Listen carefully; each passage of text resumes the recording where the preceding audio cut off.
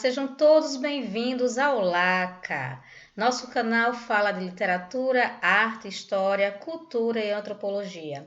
Eu sou a professora Andréa Mendes.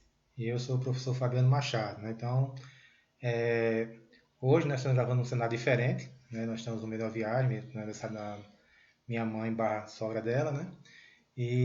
Mas o conhecimento não pode parar. This is the way. This is the way. E por essa razão, então, estamos aqui mais uma vez para a gente conversar sobre literatura e trazer o contexto histórico que deu origem a um estilo único, grandioso e interessantíssimo, que surgiu no século XVI na Europa, teve como seu berço a Itália e se estendeu até o século XVIII. Esse movimento foi chamado de Barroco, que é uma expressão espanhola designada para aquela pérola que é formada de forma imperfeita. O barroco, o barroco, então, é um estilo que teve o seu impacto em várias linguagens, desde a literatura, mas passando também pela escultura, arquitetura e pintura. Nós vamos falar o contexto geral, pontuar apenas alguns nomes de destaque e quando for no próximo vídeo, nós vamos tratar do barroco do Brasil. Então, hoje o nosso foco em história é esse contexto geral. Estão prontos? Estão prontas? Então, vamos começar. A primeira preocupação que a gente tem é definir quais foram os fatos ou eventos históricos que forjaram o surgimento do estilo barroco.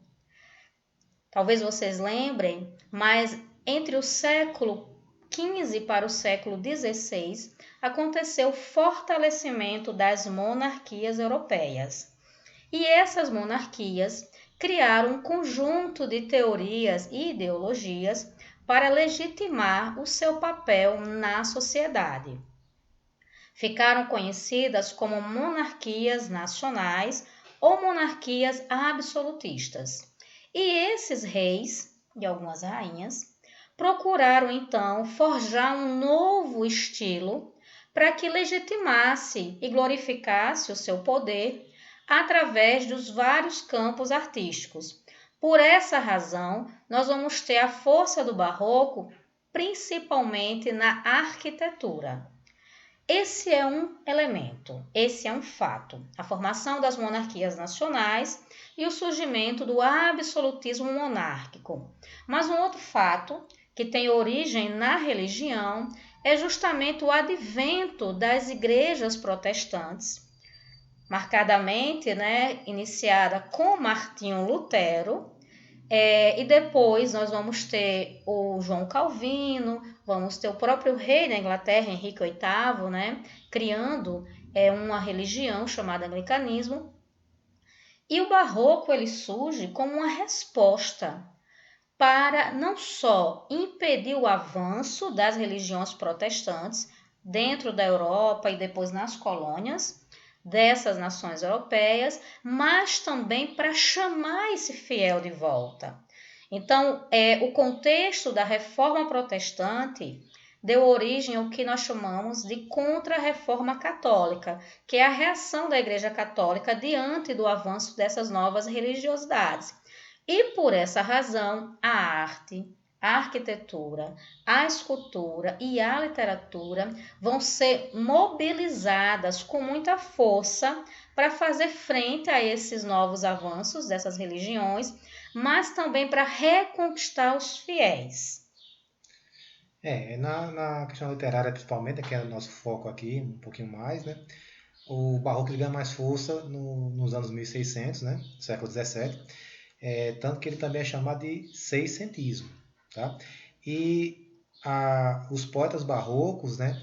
Eles criam, né? Começam a fazer seus poemas nesse estado de tensão que a professora André falou aí. Por isso que o barroco ele é uma escola chamada de escola de muito dualismo, né? Salvação versus condenação, alma versus corpo, assim por diante, porque o estado do mundo é um estado de tensão, de desequilíbrio. Então esse estado de desequilíbrio ele é reproduzido nas obras escritos no período, né? Tanto por isso que sempre quem vai falar de literatura, sempre o professor tem que fazer um contexto histórico primeiro para poder entender de onde está vindo aqueles textos todos, né?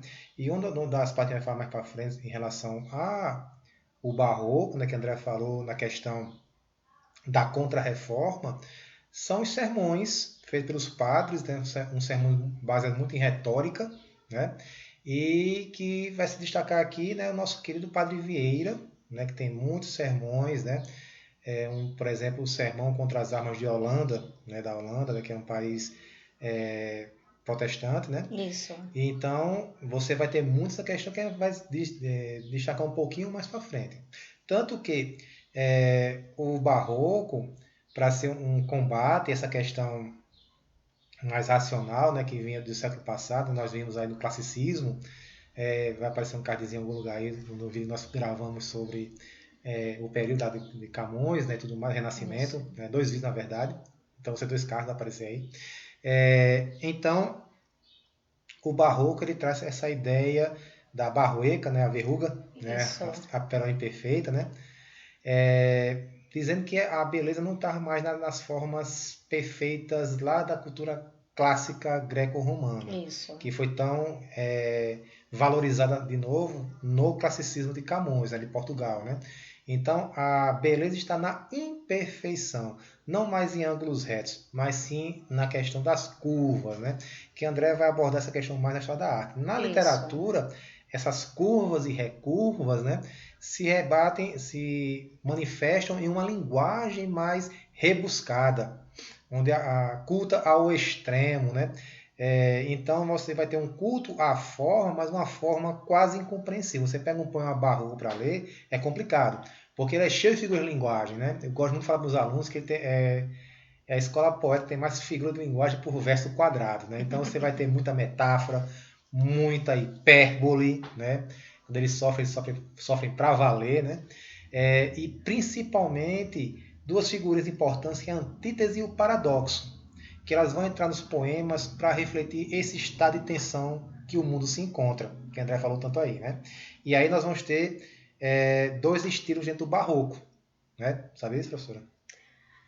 Eu vou dizer que não, porque eu falo a verdade aqui. Não sabia. Nós vamos ter o estilo chamado cultismo, tá? Que esse é mais relativo à questão da poética, da poesia, né? Onde você vai ter essa linguagem muito rebuscada, uma linguagem culta e uma linguagem extravagante. Extravagante em que sentido? Grandiosa, né? Aí que vão entrar as hipérboles, né? Aí vai ter figuras como chorar um rio de lágrimas, né? Ter todo o sofrimento do mundo, tá? É uma poesia um pouco mais descritiva, né? Que aí você vai ter justamente o encaixe com a questão da Contra-Reforma Católica, os autores barrocos, né? A gente está falando aqui Península Ibérica principalmente, né? E depois Sim. Brasil. Por serem reinos católicos, né? Tá lutando contra a questão protestante, ideologicamente falando, algumas vezes até ibericamente falando também, né? Sim. Eles vão descrever muitos símbolos religiosos. Então é muito comum você pegar um poema barroco descrevendo um crucifixo, né? Barroco também, né? Você pegar um poema barroco descrevendo um santo, descrevendo uma cena católica, né? E vai falar isso um pouco mais para frente quando for discutir sobre os autores, né? Vai ter nosso Gregório de Matos aqui, que foi um mestre em tudo isso aí, né?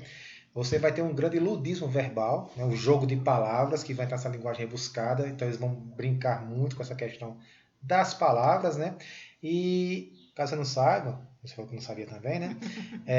Esse cultismo, né, também é chamado de gongorismo, né? Porque esse estilo ele foi desenvolvido pelo espanhol Luís de Góngora, né? Ali também no século XVII, né? E ele é muito focado no como dizer, né? Não é tanto o conceito que vale como você explora o conceito. E aí, relativo à questão da Contra-Reforma de fato, né, de direito, você vai ter o conceptismo, né?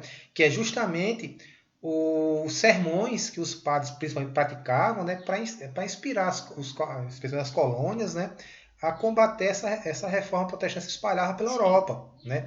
Então, o conceptismo você vai ter muita questão da razão e o jogo de ideias, né? É aqui que você vai ter uma retórica muito forte. Para quem não sabe o que é retórica, é justamente a arte da oratória. É a arte de você convencer através de palavras. E aqui uma ferramenta que vai ser muito poderosa é o silogismo, né? Para quem não sabe o que é o silogismo, é você encadear uma série de ideias lógicas para chegar a uma conclusão depois. Essa conclusão necessariamente não tem que ser verdadeira, mas tem que ser lógica. Sim. Tá? Por isso que a racionalidade é muito forte. Eu vou dar um exemplo tosco na minha sala de aula. Tá? O sol é amarelo. A banana é amarela. A banana é uma fruta. Logo, o sol é uma fruta. Eu sei que é um exemplo tosco, mas nesse tipo de coisa que o silogismo funciona. Você encadeia uma série de ideias verdadeiras, né, que o sol é amarelo, que a banana é amarela e que a banana é uma fruta. E depois você insere aí a conclusão que você queira. Tá certo? Isso. Esse estilo, né, foi idealizado por Quevedo.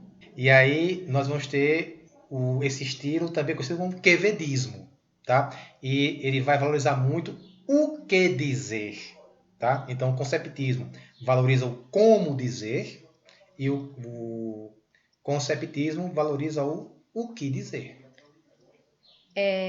Algo também que é interessante para a gente pensar nesse contexto é que o barroco ele vai buscar em todas as linguagens o que é pictórico. Daí a questão, né, dessa necessidade de descrição. Então, uma preocupação dele é não só o que é pictórico, mas também aproximar da realidade.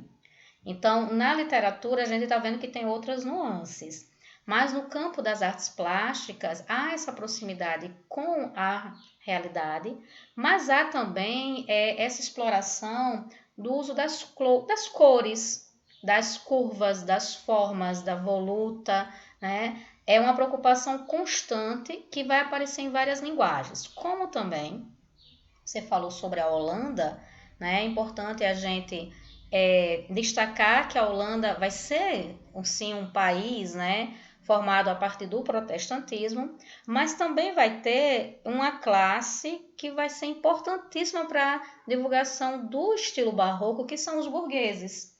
A gente vai ter a burguesia como uma das patrocinadoras desse estilo na Holanda, na Bélgica e também na França. Uhum.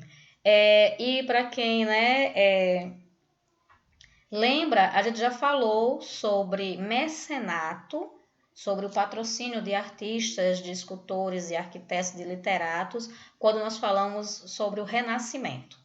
Então, depois vocês conferem nos cards, né, que a gente já fez essa discussão.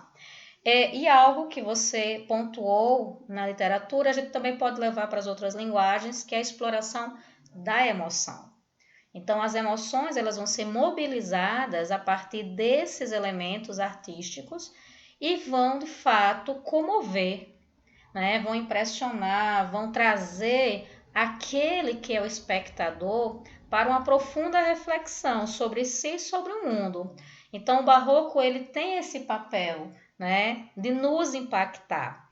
É tanto que quando nós visitamos uma igreja barroca, por exemplo, ou nos deparamos com um poema barroco, a gente sente uma inquietude, a gente se sente, né, mexido, incomodado, acontece uma movimentação nas emoções, porque esse é o objetivo do estilo, promover essa mudança nos nossos sentimentos. Tanto na literatura ser chamado de culto dos contrastes, né? Porque os poetas eles vão estar sempre divididos em alguma coisa, né? Pecado e perdão, carne e alma, né? Bem e mal. Sim, Então essa inquietação é passar pelo poema, né? E isso. nós sabemos que a poética, né, a poesia, ela tem essa questão de puxar as emoções da gente. E a gente vê até na própria, né, pintura esse jogo da luz e a sombra. Isso aparece demais. Nós tivemos a oportunidade de, Uhum. em 2012, visitarmos a exposição de Michelangelo Caravaggio, né, em Belo Horizonte. E nós, que não era só o trabalho de Caravaggio, mas também dos seus seguidores. E nós podemos ver esse embate, essa luta da luz com as sombras na sua obra, inclusive dentro dos próprios temas. Isso. Inclusive nós vimos muitas pinturas, né? Onde você tinha justamente essa que eu falei na poesia como uma hipérbole, né, que é o extremo. Só que lá era do extremo. Né? Sim, Muita gente, sim, você tinha quase pena das pessoas estarem retratadas naquelas imagens, muitas imagens sacras, né, Sim, de cenas bíblicas, né, sim, que é justamente isso que a literatura reproduz. Então a gente está falando aqui de arte e literatura, mas todos têm um mesmo direcionamento. Né? é, Não tem como um poeta botar as curvas que nós vamos ter na pintura barroca. Né? E mais na literatura, essas curvas vão justamente pela a construção dos versos, né? Pelo uso das metáforas, pela questão da linguagem um pouco mais culta. O jogo de luz e sombra, a gente vê muita questão da pintura. Mas na literatura, essa luz e sombra vem justamente pelas antíteses. Né? Para quem não lembra o que é antítese, tá? É você colocar duas ideias opostas, né? Muito próximas no texto. Né? Seja dentro do mesmo verso, dentro da mesma estrofe. Tá? É, por exemplo, você botar o primeiro verso, você usa a palavra morte, e no segundo verso usa a palavra vida. Então você tem essa dualidade aí, isso aí caracteriza uma antítese. Então essa luz e sombra é caracterizada na poesia pelas antíteses e paradoxos. Né? Paradoxo, para quem não lembra, é uma antítese um pouco mais exagerada. Tá? Então, a gente nota que o pensamento é o mesmo, vai ser direcionado. Tá? Nesse jogo aí, que chama na literatura de culto do contraste. Né? E o que é também muito interessante para a gente lembrar é que, por exemplo, na própria sede, na própria origem do barroco, há também uma preocupação com a cidade, como vai, né, ser pensada a cidade. Então, é interessante a gente, né, destacar que a ideia de planejamento urbano, ela nasce também dentro do barroco. E aí a gente vai ter, né, uma preocupação muito grande de trazer esses elementos novos, dessa cultura nova, para as igrejas, para os mosteiros, para as basílicas, mas também para os jardins e para o paisagismo. Então vejam que o alcance do estilo é em várias frentes, né? Na França nós vamos ter, por exemplo, os Jardins de Versalhes, né, do Palácio de Versalhes, como uma das obras-primas, né, dessa influência do barroco. Então é importante a gente fazer esse destaque. E assim, como a arquitetura ela vai ser modificada, né? As plantas das igrejas que são construídas a partir do estilo, elas são diferentes daquelas herdeiras do Renascimento, que por sua vez já se baseavam nas construções greco-romanas. Então, por exemplo, a gente vai ter a ideia da cruz latina, a gente vai ter a ideia das capelas ou oratórios auxiliares, uma cúpula sempre muito rebuscada, sempre trabalhada, ou com pintura, ou com relevo. Então, são muitos elementos que o barroco consegue impactar.